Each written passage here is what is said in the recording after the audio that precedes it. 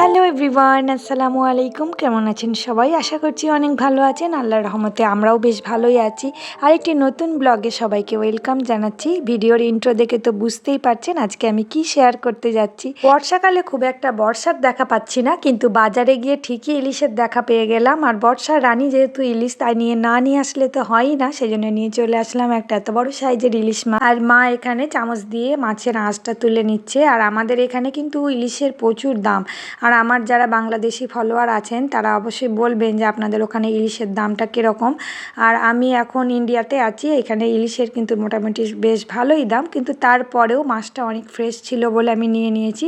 তো এখানে মা সুন্দর করে মাছটা কেটে নিচ্ছে, আর আমরা দুজন গল্প করছিলাম যে কি রান্না করা যায়। শেষ পর্যন্ত ঠিক করলাম যে আমরা রান্না করব ইলিশ মাছের সর্ষে পোস্ত। আর এখানে মা মাছটা কেটে নিচ্ছে খুব সুন্দর করে। আর মাছের ভিতরে কিন্তু কোনো ডিম ছিল না, মানে মাছওয়ালা বলেই ছিল যে কোনো ডিম থাকবে না, ডিম ছাড়া ইলিশই কিন্তু বেশি স্বাদ। তো যাই হোক, মা এখানে সুন্দর করে মাছটা কেটে নিচ্ছে। আর আমার মা ইলিশ মাছের সব থেকে একটা দারুণ রেসিপি করে, সেটা হচ্ছে ভাতের মধ্যে বাটিতে করে ইলিশ মাছ ভাপা। সেই রেসিপিটা আপনাদের সঙ্গে অবশ্যই শেয়ার করব। তার আগে আমার বানানো সর্ষে পোস্ত রেসিপিটা শেয়ার করিনি। তো মাছের মধ্যে প্রথমেই আমি নুন হলুদ মাখিয়ে ম্যারিনেট করে রেখে দেবো, কারণ ইলিশ মাছ আমি কাঁচা রান্না করাই পছন্দ করি। আর ইলিশ মাছ ভেজে রান্না করার থেকে কাঁচা রান্না করাই সব থেকে বেস্ট। তো সেই জন্য কিছুক্ষণ আগে আমি নুন হলুদ মাখিয়ে মাছটাকে ম্যারিনেট করার জন্য রেখে দেবো। খুব সুন্দর করে মাখিয়ে নিচ্ছে আর কি। তো এখানে আমার নুন হলুদ মাখানো হয়ে গেছে, মাছটা রেখে দিচ্ছি। এবার আমি চলে যাব একদম রান্নায়। প্রথমে কড়াই দিয়ে দিলাম তেল, তারপরে তেলের মধ্যে দিয়ে দেবো পেঁয়াজ। কিন্তু অনেকে সর্ষে পোস্ত বা সর্ষের ইলিশের মধ্যে পেঁয়াজ দেয় না, কিন্তু আমরা সব রান্নায় পেঁয়াজ পছন্দ করি, যে যেমন পছন্দ করে আর কি। পেঁয়াজটা অল্প ভাজা হয়ে গেলে এর মধ্যে আমি দিয়ে দেবো আদা রসুন বাটা। তারপর একে একে রেগুলার মশলা দিয়ে দেবো, যেমন ধনে, হলুদ, জিরে আর শুকনো লঙ্কা।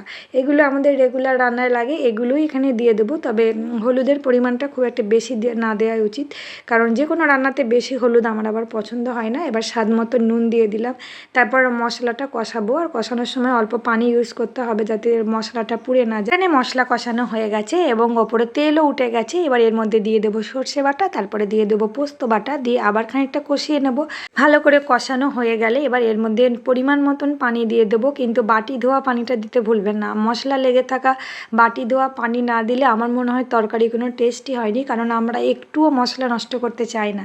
তো পরিমাণ মতন পানি দিয়ে এটাকে ফুটতে দেব। আর এই দেখুন ফুটে গিয়েছে। এবার আর জাস্ট কিছু না, একটু নাড়াচাড়া করে এর মধ্যে আমি ইলিশ মাছগুলো একে একে ছেড়ে দেবো। পরিমাণে পানিটা একটু বেশি দিয়েছি, কারণ মাছটা রান্না হবে এই পানির মধ্যেই। তো এখানে মাছগুলো একে একে দিয়ে দিলাম। আর ইলিশ মাছটা না ভেজে রান্না করাই সবথেকে পছন্দ, কিন্তু অন্য কোনো মাছই আমি না ভেজে খাওয়া পছন্দ করি না। আমার কাছে খুব আঁশটে গন্ধ লাগে, কেন জানি না, কিন্তু ইলিশ মাছের গন্ধটা আমার কাছে অনেক পছন্দ। তো এইভাবে রান্নাটা করে দেখবেন, অনেক টেস্ট। আমি উপর থেকে কয়েকটা চেরা কাঁচা লঙ্কা দিয়ে দেবো। কাঁচা লঙ্কার ফ্লেভারটাও কিন্তু ইলিশ মাছের সঙ্গে দারুণ যায়। এই দেখুন আমার ঝোলটা অনেকটা কমে গিয়েছে, মাছও একদম সিদ্ধ হয়ে গেছে, মানে রান্না প্রায় শেষের দিকে। এবার একটা কাজ করব, সেটা হচ্ছে এর উপর থেকে আমি একটুখানি খাঁটি সর্ষের তেল দিয়ে দেব। যেমন অন্য রান্নাতে আমরা ঘি দিই, এটাতে দেবো তেল। এর স্বাদটা হবে অনবদ্য। জাস্ট কালারটা দেখুন কত সুন্দর একটা কালার এসছে। তো যাই হোক, আমার রান্না কমপ্লিট, ডেকোরেশনও কমপ্লিট। আজকের মতন আমি ভিডিও এখানেই শেষ করছি। আশা করছি ভিডিওটা আপনাদের অনেক ভালো লেগেছে। ভালো লেগে থাকে তাহলে পেজে একটা ফলো এবং একটা সুন্দর কমেন্ট করে যাবেন। আর ইউটিউব থেকে দেখলে অবশ্যই একটা সাবস্ক্রাইব করে পাশে থাকবেন। আজকের মতন আমি এখানেই বিদায় নিচ্ছি। সবাই ভালো থাকবেন, সুস্থ থাকবেন, সবাইকে ভালো রাখবেন। টাটা, বাই বাই, আল্লাহ হাফেজ।